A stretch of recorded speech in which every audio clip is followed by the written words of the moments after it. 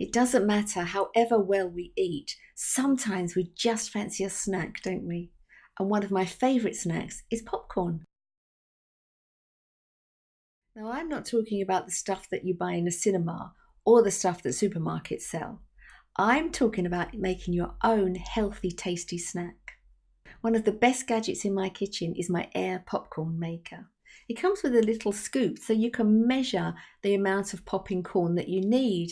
And I'm always amazed at how a small amount of popping corn produces a huge big bowl of light, fluffy popcorn.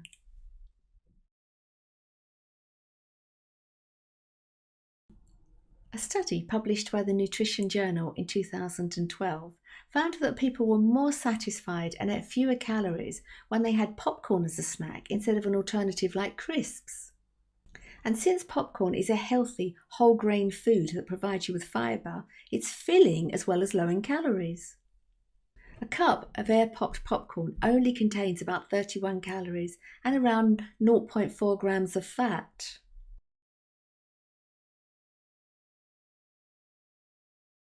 So it's both low in calories and fat. And because it's high in fibre, it can help you on your weight loss journey. Now, of course, none of this matters if you drench the popcorn in butter and sugar. So find some alternative toppings that you like, maybe a few dried chilies to give it a kick. Or sprinkle over some Himalayan salt.